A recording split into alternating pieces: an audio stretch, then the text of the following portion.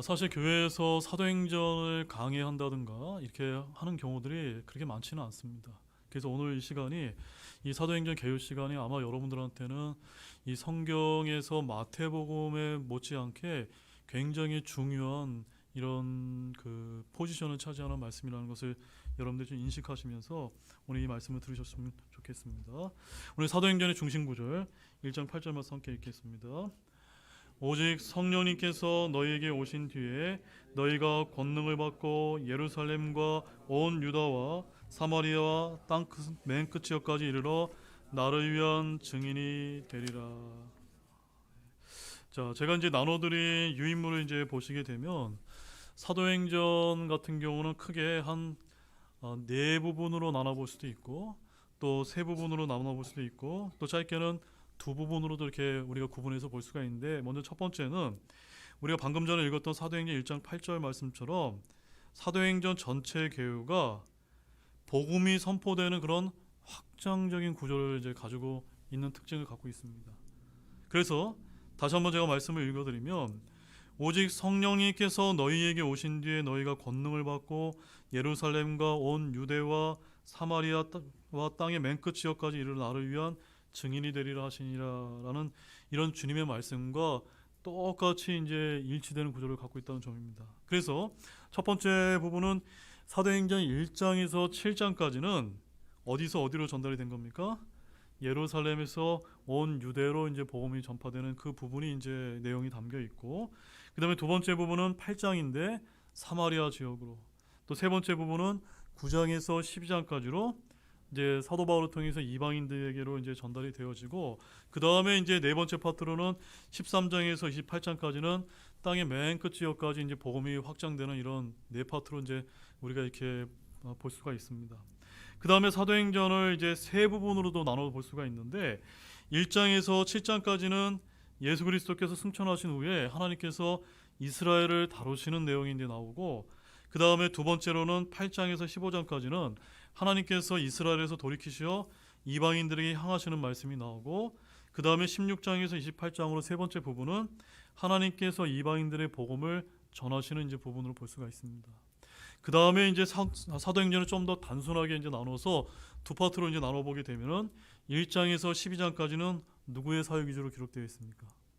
네, 오늘 우리가 오전에 살펴본 사도 베드로의 사역 위주로 해서 주로 이제 누구를 대상으로 사역을 합니까? 유대인들을 대상으로 하는 이제 유대인의 경륜이 이제 복음을 전하는 게 나타난 게 되고, 그 다음에 13장에서 28장부터는 바울의 사역 위주로 이제 기록이 되어 있어서 유대인에서 이방인으로 복음이 전환되는 이런 교리적인 위치를 차지하는 것이 어떤 책입니까? 사도행전이라는 거 여러분이 반드시 기억해야만 이 성경이 헷갈리지 않고 적용이 될 수 있는 것입니다. 자, 이제 오늘 그런 부분들을 다룰 거기 때문에 이 사도행전은 여러분들이 잘 알아두실, 그러니까 이런 계획에 관한 말씀을 잘 알아두실 필요가 있습니다. 자, 먼저 첫 번째로 사도행전의 이 배경과 저자를 좀 보게 되면은, 이 킹제임스 성경의 번역자들이 이 책에 붙인 그 이름이 뭐냐면, 영어로는 Acts of the Apostle이라고 해가지고 말 그대로 사도행전이라는 이름을 이렇게 붙였는데, 이것은 매우 적절한 표현이라고 이렇게 믿습니다. 왜냐하면 이 책은 분명히 어떤 내용을 담고 있기 때문입니까?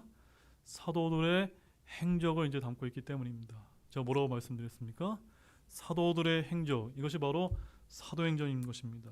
그래서 이 사도행전은 베드로와 야고보, 요한을 비롯한 11명의 사도들의 행적으로 시작되고, 그들은 가룟 유다를 대신할 사람을 뽑고 오순절을 기다리며 유대인들을 향해 설교하고 아픈 자들을 고치며 집사들을 선출하고, 마태복음 16장 19절 말씀처럼 하늘의 왕국을 이방인들에게 열어주었습니다. 그리고 사도행전은 모두 사도들이라 불리는 바울과 실라와 바나바의 행적으로 끝을 맺지만, 복음은 사도들의 표적과 이적과 더불어 땅의 맨 끝까지 전해지게 되었다는 사실로 우리는 좀 이해할 필요가 있습니다.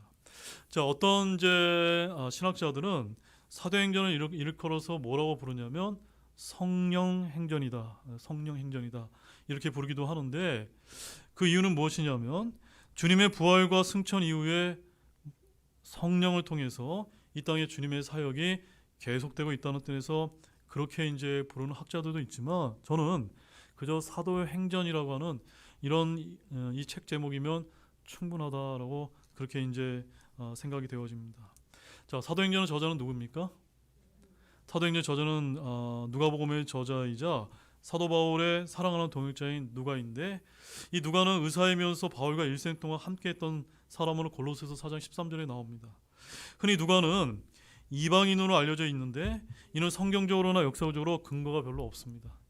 성경은 하나님의 말씀이 유대인에게 맡겨졌다라고 말씀을 하고 있는데, 그렇다면 누가는 누가 되는 것입니까? 우리가 유대인이라고 이제 그렇게 생각을 해볼 수가 있습니다. 사도행전은 총 28장으로 되어 있는데 기록 연대는 AD 63년경으로 사도 바울이 로마에서 2년간 감옥 생활을 마친 후로 이렇게 추정을 하고 있습니다. 자, 사도행전은 다른 말로 초대교회의 교회사라고 이렇게 할 수 있는 책인데, 주님의 부활 후에 승천 직후부터 예루살렘의 성령이 임한 사건과 유대인들의 회심, 사마리아의 회심, 이방인의 회심과 복음이 전 세계로 선포되는 과정의 기록이 매우 상세하게 기록되어 있는 역사책입니다. 또한 의사 누가는 누가복음을 전편으로, 또한 사도행전을 후편으로 하는 책을 기록한 것으로 일련의 연속성을 가지고 누가복음과 사도행전을 저자 누가가 기록하고 있다는 점입니다. 그래서 사도행전 1장 1절 말씀 한번 보십시오. 사도행전 1장 1절 말씀에 가보니 이렇게 기록이 되어 있습니다. 오 데오빌로요, 예수님께서 행하시고 가르치기 시작하신 모든 일에 관하여 내가 작성한 이전 보고서는, 내가 작성한 이전 보고서는 뭘 가리킵니까? 누가복음을 가리키는 거고, 지금부터는 뭘 쓰겠다는 겁니까? 사도행전을 이제 기록하고 있다는 이 말씀이 이제 1장 1절부터 이렇게 나와 있는 것입니다. 자, 이제 지금부터가 제일 중요한데, 두 번째로 사도행전을 접근하는 아주 중요한 관점을 이제 우리가 좀 보기를 원합니다. 자, 사도행전의 특징을 이제 본격적으로 살펴보기에 앞서서 우리가 이 사도행전이라고 하는 이 책을 그리스도인으로서 어떻게 대해야 하는지의 중요한 관점을 저와 여러분이 먼저 알아두실 필요가 있습니다. 자, 사도행전은 초기 교회의 역사를 담고 있지만 신약 교회에게 주신 교리들은 담고 있습니까? 담고 있지 않습니까? 담고 있지 않습니다. 그러면 신약 교회에 주신 교리에 관한 말씀들은 어디에 담겨 있습니까? 로마서부터 저기 이제 히브리서까지 바울 서신들이라고 하는 그 바울 서신에 신약 교회가 해야 될 여러 가지 규례들은 거기에 이제 담겨 있는 것입니다. 자, 이 부분은 굉장히 중요한 문제입니다. 이 책은 역사적인 관점이 아니라 교회를 위해 주신 교리적인 관점으로 이 사도행전을 대하게 되면은 자칫 성경적인 큰 오류에 빠질 수 있기 때문에 저와 여러분들이 잘 알아두실 필요가 있다는 점입니다.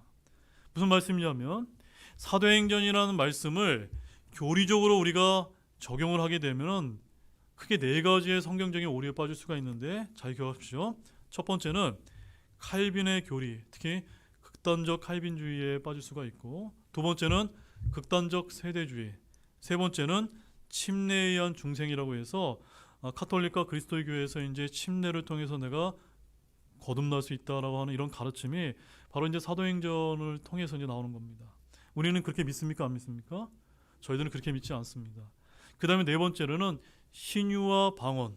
신유와 방언이 바로 이제 오늘날 이제 은사주의 교회에서 많이 행해지는 것인데, 이것이 이제 이 사도행전을 역사적인 관점이 아니라 교리적인 관점으로 이해하다 보면은 사도행전 2장에서 오순절 강림 사건을 통해서 방언이 이제 생기지 않습니까? 아, 이것도 이제 우리 신약교회 교리적으로 적용해야 되는 말씀이다라고 적용하게 되면은 그렇게 적용하는 교회는 방언을 하는 것이고 우리 교회처럼요.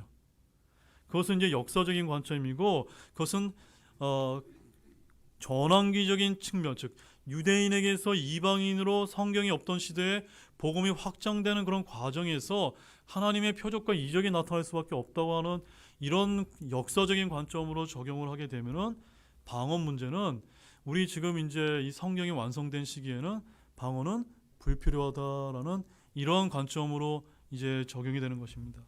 이렇게 우리가 사도행전으로부터 중요한 영적인 교훈을 배울 수 없다거나 저와 여러분의 삶에 적용할 수 없다거나 사도행전에 기록된 말씀이 진리가 아니라고 하는 그런 말씀이 결코 아닙니다.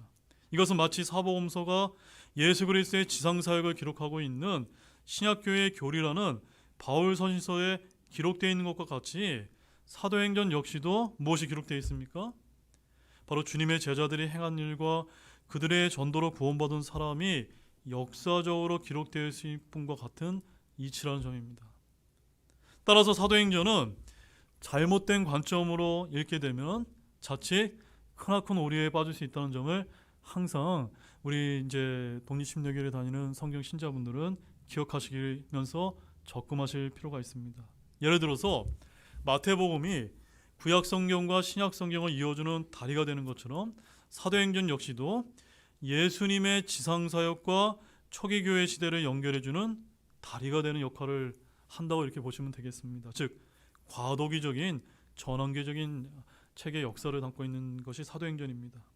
자, 이것은 예수님의 지상사역이 초기 교회와 관련이 없다는 그런 말이 아닙니다. 사도행전은 믿는 사람들이 어떻게 세상에 복음을 선포했으며 사람들이 예수 그리스도께 인도했는지 그 역사를 담고 있다는 의미입니다. 반면에 신약교회의 교리나 그리스도인들의 실행적인 지침을 주는 교회의 교리서라고 부를 수 있는 것은 어디에 담겨 있습니까?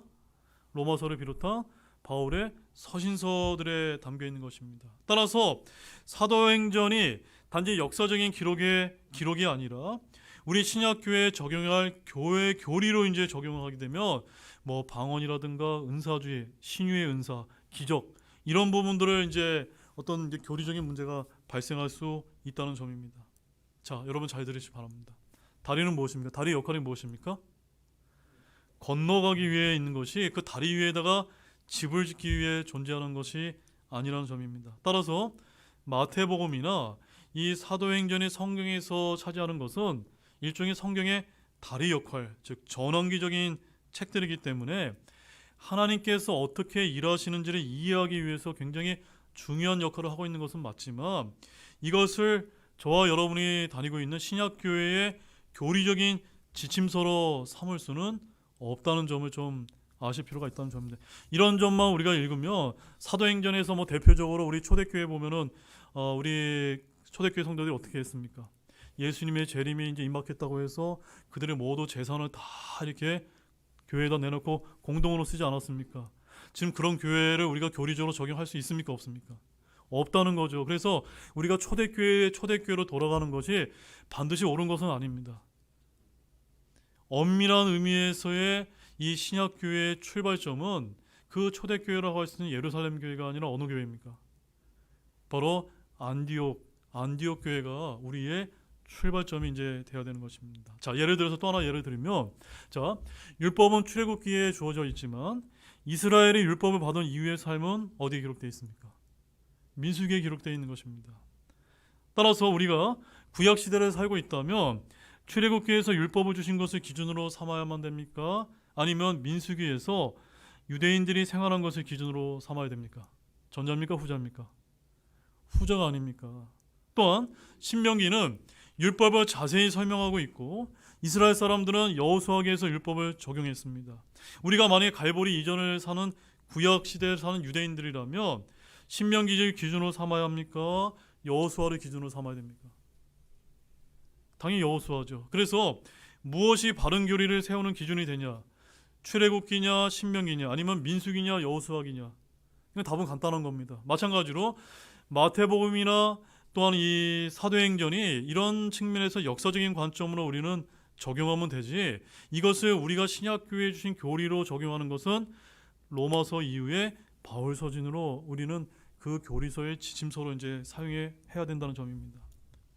그래서 신약교회를 위해 교리적인 말씀은 사복음서나 사도행전과 같은 역사서가 아닌 바울의 서신서를 기준으로 삼아야 될 줄로 아시기를 바랍니다.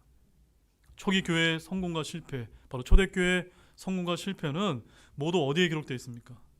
사도행전에 기록되어 있기 때문에 우리가 사도행전에 나와 있는 대로 무조건 100% 적용하고 산다고 해서 꼭 성공적인 교회를 하는 것은 아니라는 것이 이 사도행전에 기록이 되어 있다는 점입니다. 자, 마태복음이 신약 성경에 있지만 마태복음 26장까지는 신약적인 상황입니까? 구약적인 상황입니까? 구약적인 상황이라는 것을 우리가 이미 다룬 바가 있습니다. 그래서 마태복음 27장부터 갈보리 십자가 사건 이후부터 신학적인 상황에 해당되기 때문에 마태복음 주로 유대인들을 대상으로 쓰여진 것과 마찬가지로 사도행전 역시도 어떻습니까? 초기 예루살렘 교회를 중심으로 유대인들을 대상으로 쓰여져 있지만 엄밀한 의미에서 오늘날과 같은 이런 신약교회 형태의 온전한 이방인 교회의 형태는 어느 교회에서부터 시작이 되는 겁니까? 시리아의 안디옥 교회에서부터 시작된다라고 우리는 그렇게 이제 이해를 해야 되는 것입니다. 따라서 이 사도행전 역시 복음이 유대인에게서 이방인으로 전환되는 과정에서 오늘날의 신약교회의 모습이 어떻게 정착해 가고 있는지를 정확하게 우리는 이해하고 읽으셔야만 교리적인 오류에 빠지지 않는 것입니다. 자, 이렇게 사도행전은 한마디로 말해서 과도기적인 책입니다. 그래서 사도행전에서 우리는 다음에 일련의 사건들을 이제 이러한 관점에서 한번 전체적인 이제 개요의 말씀을 한번 보도록 하겠습니다. 자, 사도행전 1장에서 7장까지를 한번 여러분 훑어보시게 되면 여기는 어떤 말씀이 이제 기록되어 있습니까? 바로 예수님께서 이스라엘 백성들에게 주님을 그들의 메시아로 받아들일 수 있는 두 번째 기회를 주시는 것을 볼 수가 있습니다. 하지만 그들이 어떻게 했습니까? 다시 예수님을 거절하지 않았습니까? 더욱이 그들은 그분의 말씀을 선포한 대표적인 사람 스데반을 돌로 쳐 죽임으로 인해서 결국 2000년 동안 버림받은 채로 이제 전 세계를 디아스포라처럼 흩어지게 되는 이런 것이 이제 여기서부터 이제 시작이 된 것입니다. 자, 두 번째로는 사도행전 8장인데 8장에서는 이방인이 개인적으로 이제 구원을 받는 장면이 나옵니다. 그가 누굽니까? 네, 이디오피아 네시가 나오는데 이 네시가 복음을 듣고 예수 그리스도를 하나님의 아들이라고 고백한 후 물로 침례를 받는 이제 말씀이 나옵니다. 자, 그 말씀 한번 보시겠습니다. 사도행전 8장 37절에서 38절 말씀입니다. 사도행전 8장 37절 38절 말씀입니다. 자, 함께 읽겠습니다. 빌립이 이르되 만일 그대가 마음을 다하여 믿으면 받을 수 있느니라 하매 네시가 응답하여 이르되 예수 그리스도께서 하나님의 아들이심을 내가 믿노라 하고는 명령하여 병거를 멈추게 한 뒤 빌립과 네시가 둘 다 물속으로 내려가니 빌립이 네시에게 침례를 주니라. 항상 제가 침례를 행할 때 이 말씀을 이제 선포하게 되는데 침례라는 것은 세례가 아닙니다. 왜 그렇죠? 둘 다 물 속으로 내려가지 않습니까? 물 속으로 내려가서 베프타이즈, 침례를 하는 것이 침례의 성경적인 의미인 것입니다. 그런데 아까 제가 이제 이 사도행전을 교리적으로 적용하면 안 된다는 이유가 바로 이 구절 때문인데 사도행전 8장 37절 말씀이 우리가 보는 킹제임스 성경을 제외한 다른 모든 현대 역본에는 있습니까? 없습니까? 이 구절이 삭제가 되어 있습니다. 이 구절은 바로 어떤 사람이 예수님을 구원받고 구원의 간증을 한 사람에 한해서 침례를 베푸도록 하는 이런 말씀이 기록되어 있는 건데 카톨릭이 유아 세례를 이제 강조하려고 이제 이 구원의 간증 부분을 삭제함으로 인해서 침례에 의한 중생교리 이런 것들이 이제 자칫 교리적으로 이제 그렇게 이제 잘못 적용하게 되는 것입니다. 그 다음에 이제 세 번째로는 사도행전 9장에서는 이제 누가 나올까요? 이제 그 유명한 다소의 사울이 이제 회심하는 이제 내용이 나옵니다. 그는 이제 다마스코스로 가는 길에서 예수님을 다시 만나서 거듭나게 되는데 하나님께서는 그를 이방인들을 위한 사도로 이제 임명하시는 말씀이 나옵니다. 자, 사도행전 9장 3절에서 6절 말씀 잠깐 보시겠습니다. 함께 읽겠습니다.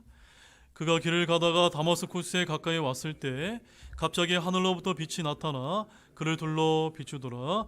그가 땅에 쓰러져 들으니 한 음성이 그에게 이르시되 사울아 사울아 어찌하여 내가 나를 핍박하느냐 하시므로 그가 이르되 주여 누구시니까 하매 주께서 이르시되 나는 내가 핍박하는 예수라 가시체를 걷어차이가 내게 고생이라 하시므로 그가 떨며 놀라 이르되 주여 내가 무엇을 하기 원하시나이까 하매 주께서 그에게 이르시되 일어나 도시로 들어가라 그러면 내가 반드시 해야 할 일을 듣게 되리라 하시니라. 바로 이 사건에서 하나님께서 사도 바울을 구원하신 방법을 여러분 주목해서 보시기를 바랍니다. 아까 8절에서 이디오피아 네시가 하나님의 말씀 즉 예수님의 죽으심과 묻히심과 부활에 관한 진리를 듣고 복음을 마음으로 믿어서 구원을 받는 이제 말씀이 나오고, 여기서 사도 사울은 십자가에 달리셨다가 부활하신 그리스도를 주님으로 인정하고 새로 태어나 거듭나는 이런 사람이 되었음을 이제 볼 수가 있습니다. 자, 여기까지가 사도행전 9장까지의 말씀이고, 네 번째로 사도행전 10장에서는 또 누가 등장할까요? 이제 베드로가 고넬료의 집으로 가는 이제 말씀이 나옵니다.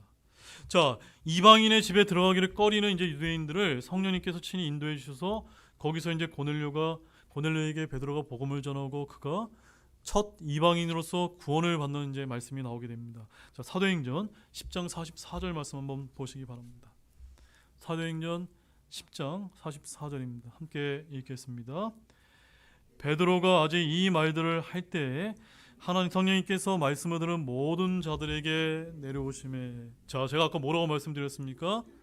베드로가 유대인으로서 이방인에게 복음을 전해서 첫 번째로 이방인의 회심 과정이 기록된 게 사도행전 10장 44절로부터 이제 본다고 이제 말씀을 드렸습니다.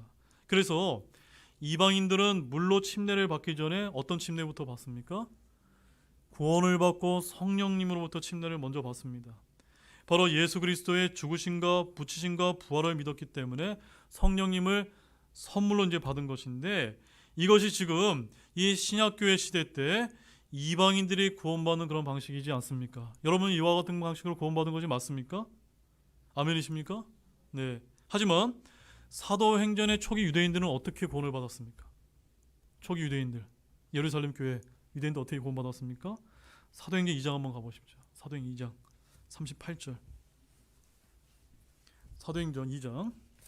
전에 한번 마태복음을 이제 다룰 때도 한번 저희가 살펴본 바가 있는데 한 번 더 이제 이 말씀을 보겠습니다. 사도행전 2장 38절. 함께 읽겠습니다.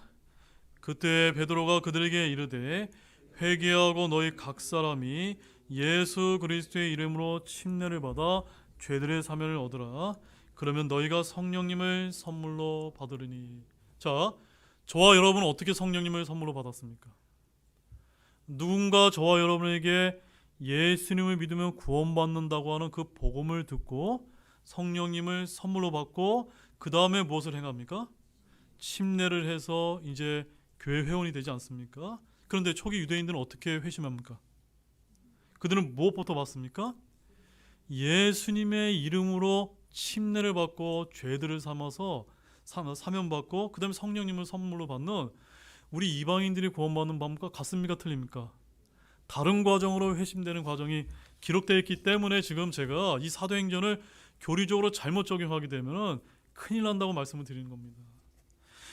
마태복음 28장 19절과 20절에 여러분 잘 아시는 말씀이죠. 거기 보면 아버지와 아들과 성령의 이름으로 침례를 주는 방식이 바로 우리 저와 여러분 같은 이방인들이 이제 구원을 받고 침례를 받는 그런 방법이지 않습니까? 이렇게 삼위일체 하나님에 의해 침례를 받지만 초기 유대인들의 교회에서는 그런 삼위일체 하나님의 이름으로 침례를 받은 것이 아니라 예수님의 이름만으로 침례를 받아 죄들의 사면을 받고 성령님을 선물로 받은 것입니다. 하지만 이방인들의 회심 과정은 예수님을 믿을 때 죄들의 용서함을 받고 성령님을 선물로 받습니다. 그 다음에 삼위일체 하나님의 이름으로 침례를 받는 이런 회심의 과정이 유대인에서 이방인으로 전환되는 과정에서 다르게 이제 적용된다는 것을 여러분 발견하셨습니까? 이것을 정확하게 이해하지 못하면 사도행전 2장에 있는 말씀을 교리적으로 적용하게 되면 됩니까? 안 됩니까? 적용이 안 되는 거죠. 왜? 우린 누가 아닙니까? 우린 유대인이 아니기 때문에 그렇다는 것입니다. 자, 다섯 번째는 이제 이렇게 해서 이방인들의 회심 과정이 유대인들이 구원받은 것과 같았기 때문에 이 사건은 사도행전 11장에서 예루살렘 교회에 이제 보고하게 되는 내용이 나오게 되는데, 바로 복음의 역사가 드디어 유대인에서 이방인으로 옮겨가게 되는 것이 이제 시작이 되는 것입니다. 자, 이제 다섯 번째로는 사도행전 1장에서 12장에서는 사도 베드로가 아주 중요한 인물로 등장을 하지만 이후부터는 누가 등장을 합니까? 바울이 이제 중요한 인물로 등장을 하면서 하나님의 역사가 유대인에서 이방인에게 옮겨가는 이제 내용이 사도행전에 역사적으로 기록이 된 것입니다. 그래서 11장 끝부분에서 이방인들이 처음으로 무엇으로 불리는 일이 이제 기록이 되어 있는 것입니까? 그리스도인으로, 영어로는 크리스찬으로 이제 불리는 일이 안디옥 교회에서 일어나는 것입니다. 자, 사도행전 11장 26절 말씀 한번 찾아보십시오. 오늘 이 사도행전 말씀 굉장히 중요합니다. 하나하나 놓치지 말고 잘 들으시기 바랍니다. 사도행전 11장 26절입니다. 읽겠습니다. 그를 만남에 안디옥으로 그를 데려오니라. 그들이 만 1년 동안 그 교회와 함께 모이며 많은 사람들을 가르쳤는데 제자들이 안디옥에서 처음으로 그리스도인이라 불리니라. 아시겠죠? 지금 저희처럼 이게 그리스도인, 크리스찬으로 불리기 시작한 것은 어느 교회입니까? 예루살렘 교회가 아닙니다. 안디옥 교회, 거기가 이방인 교회의 시작이기 때문에 우리에게 이 주어진 모든 신약 교회의 실행적인 지침은 안디옥 교회에서부터 시작되는 겁니다. 그래서 우리 킹제임스 성경도 안디옥 교회에서 보존을 했고 안디옥 교회에서 우리에게 이제 전달이 됐기 때문에 이 킹제임스 성경 본문을 또 뭐라고 부르는지 아십니까? 안디옥 본문이다, 시리아 역본이다라고 이렇게 이제 부르는 것입니다. 자, 여섯 번째는 사도행전 15장을 가보시게 되면 우리는 이제 구원이 모세의 율법을 행하는 것과 전혀 관계가 없으며 오직 예수 그리스도께서 이루신 일을 믿음으로 받아들이는 것과 관계 있는 바로 예루살렘의 회의의 결론은 이제 우리가 사도행전 15장 6절에서 21절에서 이제 볼 수가 있습니다. 이때 사도행전이 어떤 결론을 내리게 되면 이 문제를 땅에서 묻고 이후에 사도행전의 초점은 바울과 그의 선교에 초점이 맞춰지게 됩니다. 자, 이후의 상황을 보여주는 핵심 구절은 사도행전 16장 31절 말씀입니다. 그 말씀도 한번 보십시오. 자, 이제 어떻게 이제 이방인들이 구원받는 방법이 나오게 됩니다. 사도행전 16장 31절 아주 유명한 말씀입니다. 함께 읽어보겠습니다. 그들이 이르되 주 예수 그리스도를 믿으라. 그러면 내가 구원을 받고 내 집이 구원을 받으리라 하며. 잘 아시는 말씀이죠? 바로 이 말씀은 누구에게 해당되는 겁니까? 지금 우리가 살고 있는 이 교회 시대, 은혜 시대, 우리가 예수님을 믿음으로써 우리가 구원을 받는 시대가 이제 본격적으로 이제 열리기 시작되는 겁니다. 이때부터 시작을 해서 사도들의 표적과 방언과 이적들이 점차 어떻게 되는 겁니까? 사라져가는 이런 과정이 생기게 되는 것입니다. 자, 여기까지가 이제 우리가 사도행전을 대하는 아주 중요한 이제 관점을 저희들이 살펴봤고, 세 번째는 사도행전의 특징을 좀 보겠습니다. 자, 사도행전의 몇 가지 특징을 보게 되면 먼저 데오빌로라고 하는 사람을 수신으로 썼고 예수님의 지상사역이 성령을 통해서 이 땅에 지속되고 있다는 점을 기록하고 있다는 점입니다. 그래서 사도행전은 Acts of Apostles이라고 해서 사도들의 행적이라고 우리가 이렇게 직역을 해볼 수가 있습니다. 자, 중심 구절을 한번 다시 한번 보겠습니다. 사도행전 1장 8절입니다. 사도행전 1장 8절 말씀 한번 다시 한번 보실까요?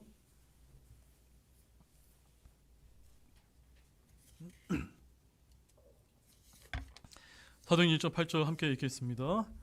오직 성령님께서 너에게 오신 뒤에 너희가 권능을 받고 예루살렘과 온 유다와 사마리아와 땅의 맨 끝 지역까지 이르러 나를 위한 증인들이 되리라 하시니라. 네, 예루살렘과 온 유대와까지가 바로 유대인들을 향하신 사역이 나오는 것이고 사마리아에서 땅의 맨 끝 지역까지가 이제 이방인들을 위한 사역이 펼쳐지는 이렇게 두 단계로 우리가 이제 나눠볼 수가 있는 것입니다.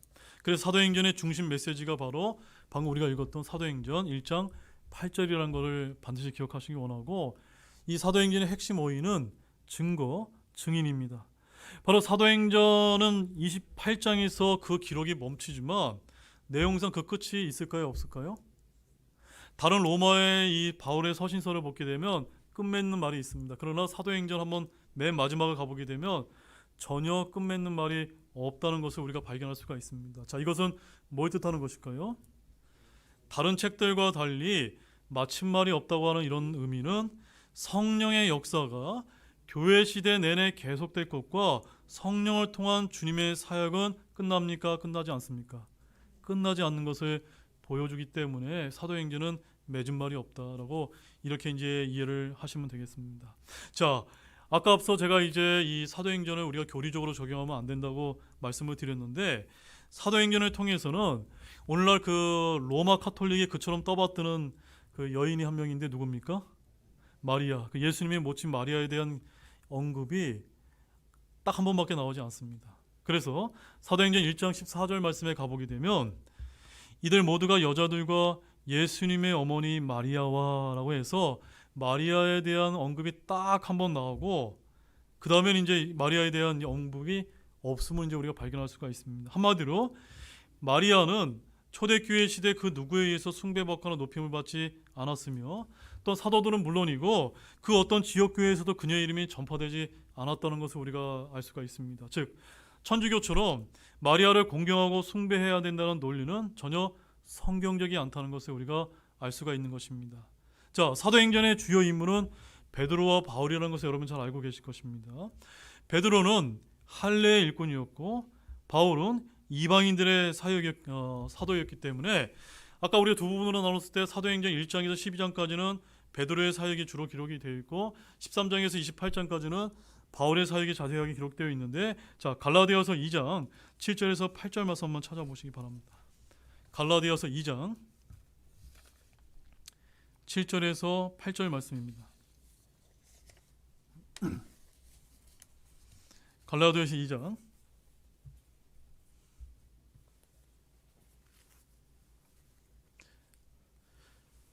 자, 함께 또 읽어보겠습니다.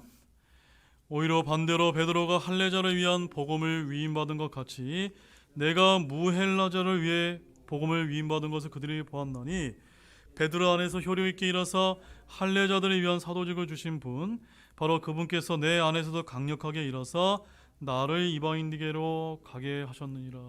자, 여러분 보셨습니까? 베드로는 어떤 사도였습니까? 할례자들을 위한 사도였으니까 누구를 위한 사도입니까? 유대인들을 위해 사도로 보내진 자라면 저기 사도 바울은요 이방인들을 위한 무할례자를 위한 사도로 이제 임명을 받았다는 것입니다.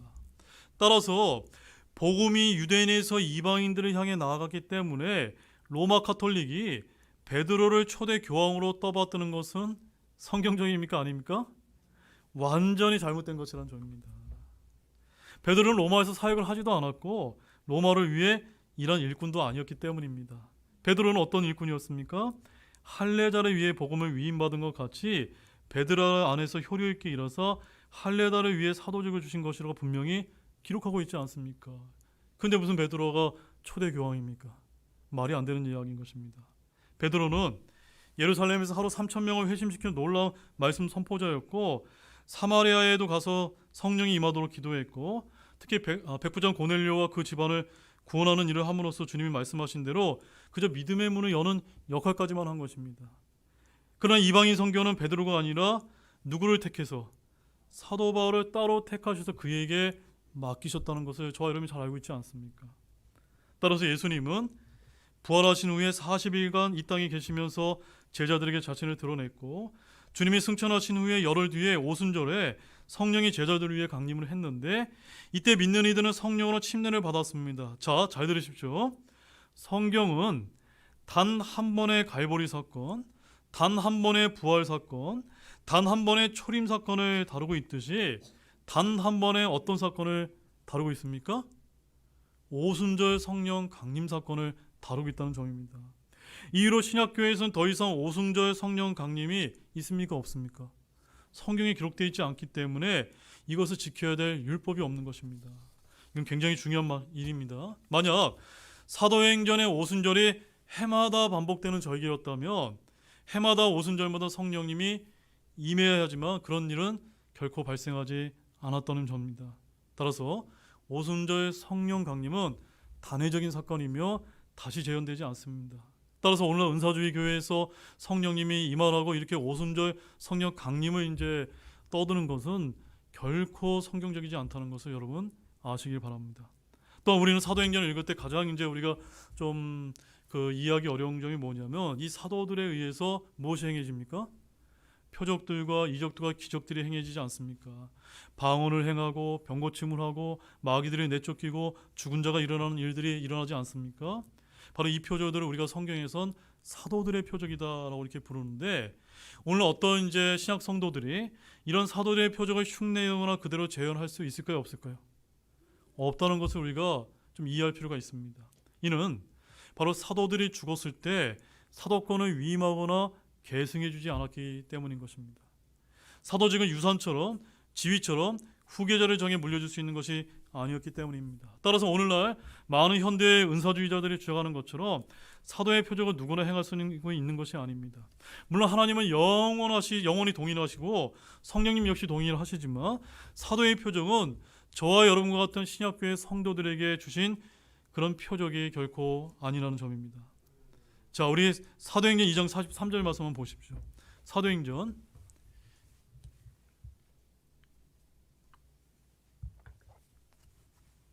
2장 13절 말씀입니다. 자, 거기 보게 되면은 이제 사도들의 표적이 나타납니다. 함께 읽어보겠습니다. 모든 혼인의 두려움이 닥치고 사도들을 통해 많은 이적들과 표적들이 이루어지며. 자, 사도행전 5장 12절 한번 가보십시오. 사도행전 5장 12절 말씀입니다. 또 읽어보겠습니다. 사도들의 손을 통해 백성 가운데 많은 표적들과 이적들이 일어나며 그들이 다 한마음이 되어 솔로몬의 주랑에 모여 있었고. 이제 이렇게 초대 그 교회의 초기 역사를 보게 되면 사도들의 표적이 이제 나타났는데, 사도행전에서는 사도들을 통해서 모세 시대나 엘리야나 엘리사 시대에 행했던 그런 표적과 기적들이 행해졌음이 이제 기록이 되어 있습니다.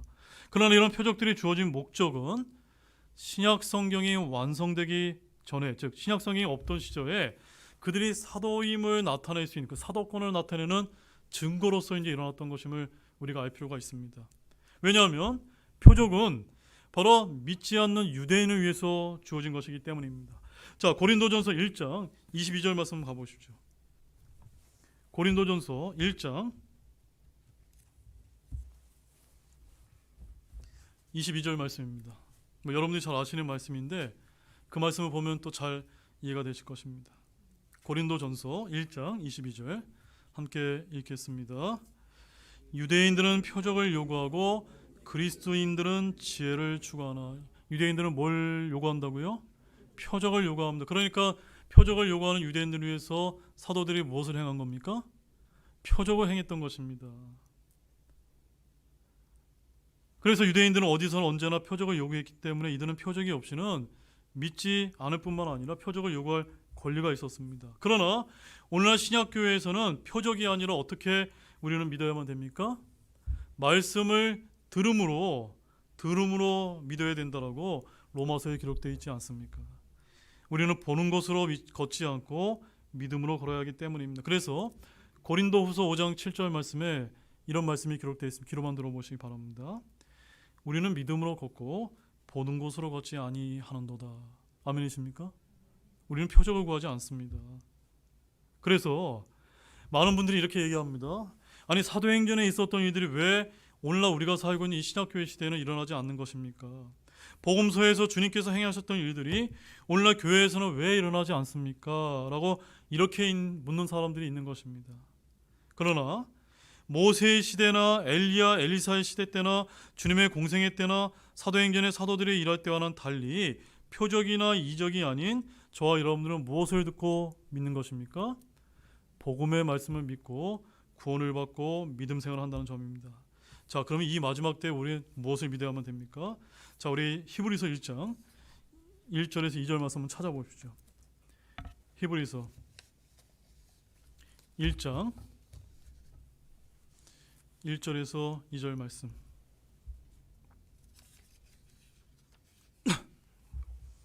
히브리서 1장 1절 2절 함께 읽어보겠습니다. 지나간 때에는 여러 시대의 다양한 방식으로 대언자들을 통해 조상들에게 말씀하신 하나님께서 이 마지막 날에는 자신의 아들을 통해서 우리에게 말씀하시고. 자, 거기까지만 읽어보시죠. 구약 시대와 초대교회의 초기 시대까지는 대언자들과 사도들을 통해서 말씀하신 하나님께서 표적들과 이적들을 통해서 말씀을 하시지만, 예수님이 오셔서 십자가에 달려 죽으시고 묻히시고 부활하신 다음에 사도 바울이 등장한 이후부터는 자신의 아들을 통해서, 성경을 통해서 저와 여러분에게 무엇을 하시는 겁니까? 말씀하시기 때문에 우리는 이 말씀을 믿고 믿음 생활하는 것입니다. 여러분, 표적을 믿고 이제 믿음 생활 하시겠습니까? 그것은 결코 순수한 신약교회 성도의 믿음 생활이 아님을 이제 아시길 바랍니다. 따라서 결론적으로 말씀드리면 사도행전에는 여전히 구약적인 요소들이 많이 나오기 때문에 구약과 신약의 중간기 과도기를 다루는 책이 무엇인 것입니까? 사도행전이라는 사실을 아시기 바랍니다. 그래서 간단한 예를 들면 사도행전 1장 26절 말씀에 보게 되면 제비뽑기를 통해서 이제 그 사도를 뽑는 말씀이 나오는데, 지금 저와 여러분들이 제비뽑기로 집사나 목사를 뽑습니까? 뽑지 않지 않습니까? 왜 안 뽑습니까? 이 제비뽑기가 바로 사도행전에서 유대인의 사도를 뽑는 것에서 교리적으로 끝났기 때문인 것이, 우리는 그와 같은 방식을 우리 신약교회 교리로 받아들이지 이제 않는 것이기 때문이라는 것을 여러분 아시기를 이제 바랍니다. 자, 이제 여러분 나눠드린 이제 유인물 잠깐 보시기 바랍니다. 유인물을 보게 되면 이제 사도행전에 나온 주요 사건의 연대계적인 순서가 이제 1번부터 이제 몇 번까지 나옵니까? 20번까지 이제 지창이 나오는데, 이것은 이제 여러분들이 이제 집에 가서 하나씩 차례대로 한번 여러분들이 이제 읽어보시길 바라고, 이렇게 사도행전은 바울의 죽음이나 끝을 기록하지 않고 이렇게 이제 마감을 하는 것을 이제 여러분이 사도행전 28장에 가보면 발견할 수가 있습니다. 바로 지금도 계속해서 교회를 통해서 성령님께서 사역을 하고 계시고, 우리 주님의 사역은 어떻게 되기 때문입니까? 지속되고 때문이라는 것을 기억하시길 원합니다. 자, 간단하게 복습만 하고 마치도록 하겠습니다. 첫 번째, 킹제임스 성경 번역자들이 붙인 사도행전이라는 책 제목은 적절합니까? 적절하지 않습니까? 적절합니다. 왜냐하면 이 책은 분명히 어떤 책이기 때문입니까? 사도들의 행적이기 때문입니다. 또한 사도행전을 이끌어 어떤 학자들은 어떻게 부르고 있습니까?